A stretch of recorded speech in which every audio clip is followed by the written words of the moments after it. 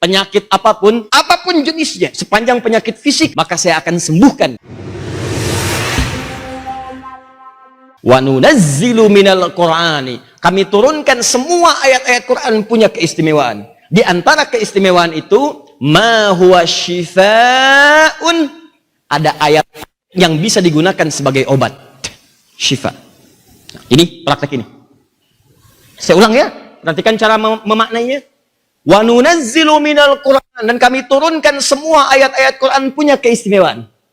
Dan di antara keistimewaan itu, ma huwa syifa'un, ada yang bisa menjadi syifa. Ya, masih ingat keterangan kita di pertemuan dulu? Syifa dibagi dua bagian. Awas, catat lagi, catat lagi. Syifa dibagi dua bagian. Satu, syifa adalah obat bagi penyakit fisik yang sudah disebutkan oleh kalangan dokter dan para pakar tidak ditemukan obatnya lagi. Di mereka sudah mengatakan ini nggak ada obatnya, ini tidak mungkin.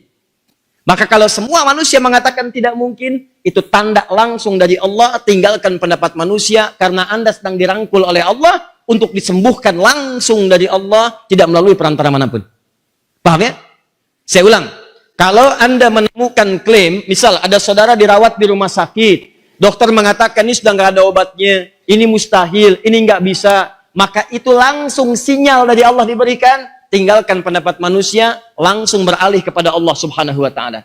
Obat yang diberikan manusia namanya dawa, dawaun. Penyakitnya disebut daun, likulli da'in dawa. Setiap ada penyakit itu pasti ada obatnya. Kalau manusia sudah nggak sanggup, itu tandanya Anda diminta beralih dari dawaun, dawa kepada syifa ke sini. Maka keluarkanlah ayat-ayat syifa dalam Al-Quran. Contoh, seperti kepala suku di zaman Nabi yang tersengat oleh kalajengking. Kalajengking Arab, Anda bayangkan. Menyengat kepala suku, racunnya sudah menjalar. Racun menjalar keseluruhan. Dan tabib pada saat itu sudah mengatakan, kami nggak bisa, kami menyerah. Maka saat menyerah itulah kemudian bagian dari anggota masyarakatnya menemui sekalangan sahabat dan disampaikan pada mereka kisahnya. Kata sementara sahabat mengangkat tangannya, insya Allah, dengan izin Allah Subhanahu wa Ta'ala. Dia tidak mengatakan bisa sembuh. Karena itu adab bagi seorang dokter muslim mesti beda. Dokter muslim itu ketika akan menyembuhkan dengan izin Allah seseorang, jangan katakan pasti sembuh, bisa sembuh, tidak. Katakan sebagai adab, insya Allah disembuhkan oleh Allah Subhanahu wa Ta'ala. Jelas ya? Awas, ingat kaidah ini ya.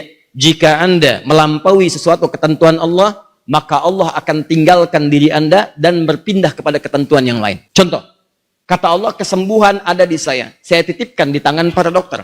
Lalu dokter mengatakan, tenang aja Pak, ini pasti sembuh nih. Mengatakan pasti dan tidak dikembalikan kepada Allah. Maka Allah akan membuat sulit penyakit itu dan susah bagi Anda untuk menyembuhkannya. Maka kembalikan kepada pemilik kesembuhan itu, katakan, insya Allah, jika Allah berkehendak, Bapak bisa sembuh. Maka Allah akan mudahkan semua proses dari pengobatan itu dan menuntun Anda pada jalan kesembuhan terbaik. Paham ya? Baik, teruskan. Lihat sini. Maka apa yang terjadi? Obat itu racikan manusia sudah tidak mempan. Datang kalangan sahabat ini, membacakanlah ayat-ayat syifa. Apa yang dibacakan? Pada saat itu dibacakan Al-Fatihah. Sekali baca. Dibacakan sekali baca, tanpa diulang-ulang, tanpa perantara apapun. Begitu dibacakan, sembuh seketika. Ini yang disebut dengan kalimat syifa. Tapi ingat, ujung ayatnya mengatakan, tidak semua orang beriman bisa melakukan ini. Tidak semua muslim bisa melakukan ini. Ada kuncinya. Kunci ini Anda dapatkan, Anda bisa melakukannya. Karena itu, maaf, ada orang sekarang sakit, dibacakan Al-Fatihah. Orang dulu sekali baca bisa sembuh tanpa apapun. Orang sekarang ribuan kali, tidak sembuh-sembuh. Yang ada nambah penyakit. Apa yang salah? Apakah Al-Fatihahnya atau cara membacanya? Itu sudah kami jelaskan di pertemuan yang sebelumnya. Silahkan Anda cek lagi. Ada ayat-ayat yang langsung mengatakan begini, kata Allah. Hei, penyakit apapun jenisnya, sepanjang penyakit fisik, dokter mengatakan nggak bisa, maka saya akan sembuhkan ketika Anda mengamalkan amalan di ayat ini seperti Nabi Ayub pernah mengamalkannya. Nabi Ayub pernah diuji oleh Allah dengan penyakit yang disebutkan sepakat para ulama, ahli tafsir, ahli sejarah. Ini penyakit belum pernah diderita oleh orang sebelum Ayub dan tidak akan pernah dirasakan oleh orang setelah Ayub.